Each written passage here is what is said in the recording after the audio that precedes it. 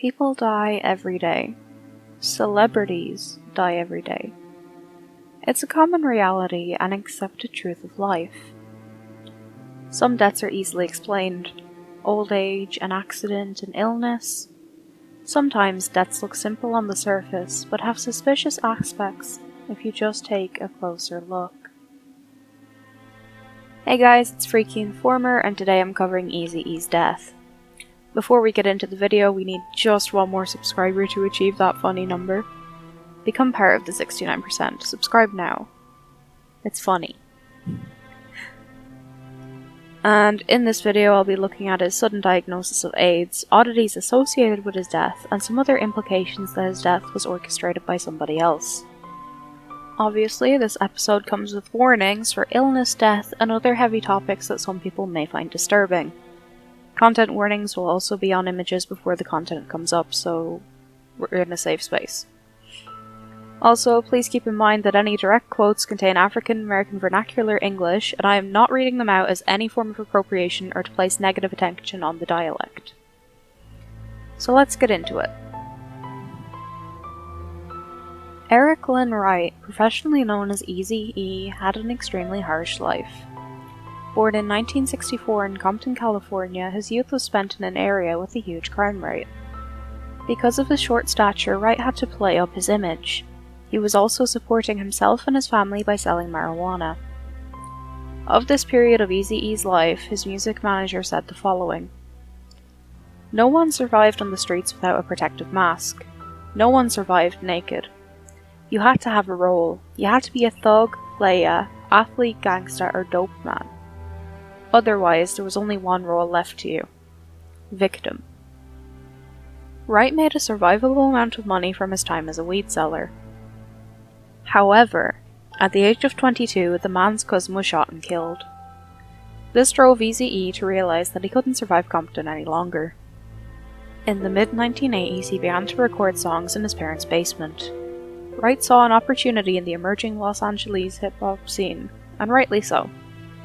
In 1986, Wright joined NWA, which stands for Something I'm Not Allowed to Say, with Attitude.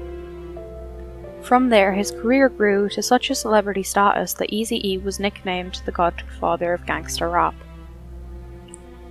In 1991, NWA split, and Eazy began to have a feud with Dr. Dre, which is pretty standard for the music industry, or any media industry for that matter.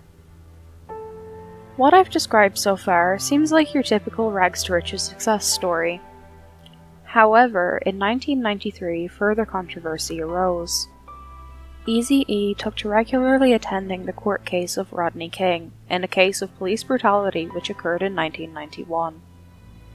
Eazy is noted to have said, "The difference is that most people look at the video and say 4 white officers were responsible for beating of this helpless, innocent black man. I say wrong. 3 white officers were responsible for beating Rodney King. The other officer, who was Theodore J. Brazeno, happens to be Mexican-American, and he tried to stop them." Despite standing against racist attacks, controversy arose around Eazy's willingness to participate in the legal proceedings. Wright had portrayed himself as a gangster and thug for several years, and quite literally had the title Godfather of Gangsta Rap.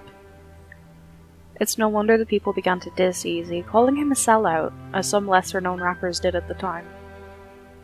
That year, the famed rapper continued to create controversy and piss people off as he brought out a new EP. In February of 1995, everything took a turn for the worse. 30-year-old Wright was at the height of his career, but had developed a sudden cough. On the 24th of that same month, the rapper presented to the Cedars-Sinai Medical Center, where he was diagnosed with human immunodeficiency virus, otherwise known as HIV or AIDS. A month later, Wright died from his condition. The week prior to this, he had made amends with Ice Cube, which isn't important to the case, but is kind of wholesome. But freaky, people die from AIDS all the time. I'm getting there. According to the NCBI, the National Center for Biotechnology Information, the average untreated AIDS patient lives for about 8 to 10 years after contracting the virus. Many believe that Eazy's untimely death was orchestrated because of this, and a few other factors. Of course, there are different theories of how the rapper got the virus. Obviously, the first theory is the most boring and first thought. Wright got HIV from a sexual partner. However, there is another interesting theory out there. Frost, another rapper, is utterly convinced that Eazy contracted AIDS from a tainted acupuncture needle. This is a direct quote from him. "You can tell the world. They gave him tainted needles with acupuncture." He said this in a statement to the news. DJ Yella speculated that we'll never know what happened to Eazy-E. "You never know," he said. "All we know is he died from AIDS. He had it, he was diagnosed with it, but we don't know if somebody gave it to him by putting it in a syringe or whatever. We don't know. We'll never know. We just have to accept what it is. It's over. It was 20 years ago." However, Eazy's kids think that something extremely suspicious happened all those years ago. But why on earth would they think that? It might have something to do with Suge Knight, as well as the events before and after Wright's death in 1995. In 1991, Suge Knight and two unsavory characters showed up on Wright's doorstep with weapons, demanding that Wright release his record company's contracts with Dr. Dre, the DOC, and Michelle. Knight threatened Eazy with violence if the three acts were not released because Knight wanted them on his own record label. The outcome of this event is not what's important. The individual involved is. Suge Knight has been at the center of suspicion of Eazy's death for as long as Eazy has been dead. The aggressive figure has given many reasons for the finger of blame to point to him. Firstly, though, we should get into the reasoning behind Eazy's death being construed as conspired, rather than simply another individual dying of a disease that claims so many. Eazy presented very suddenly with his symptoms, but this isn't entirely uncommon. Sometimes HIV and indeed AIDS can infect the body for months, even years, before symptoms present. This is part of the reason why the virus is so widespread.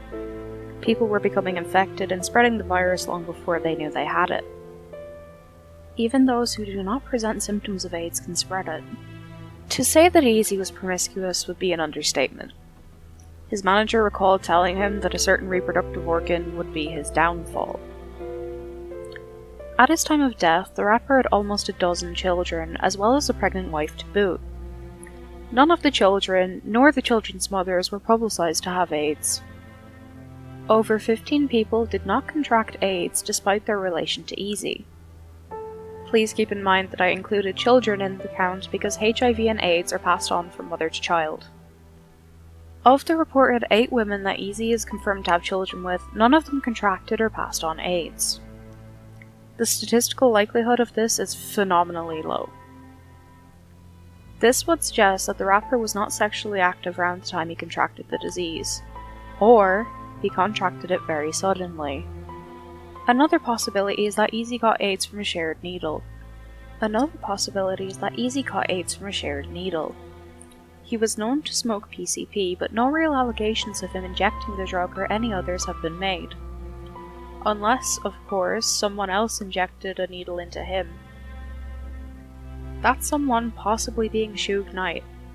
In 2003, Knight appeared on Jimmy Kimmel Live, where he talked about Eazy-E's death when prompted. He directly said the following. "This the new thing, right? So if somebody gonna do something to somebody, technology is so high, right? So you shoot somebody, you go to jail forever. Kids, you don't want to go to jail forever, right? So they got this new thing out, people sell them all the time. They get this stuff they get blood from somebody with AIDS, and then they shoot you with it. That's the slow death.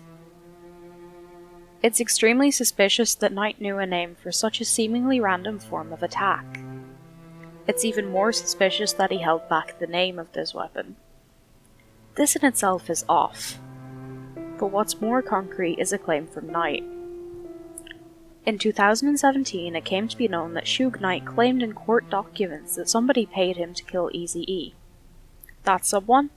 Dr. Dre. According to Knight, Dre paid him $20,000 to kill Eazy. Of course, Dre denied the allegations and had a judge legally dismiss the claim. So, did Knight kill Eazy? Whether he did or not, the man is still capable of murder. In 2018, the rap mogul was jailed for killing a man in a hit-and-run incident. He admitted that the incident was voluntary manslaughter, receiving a 28-year sentence for the intentional death. But killing someone with a weapon is much more personal than with a vehicle. Does the murder weapon really matter? If you're capable of manslaughter with intent, a soft word for murder, you're certainly able to go further. However, there is another possible suspect in the suspicious death of Eric Wright.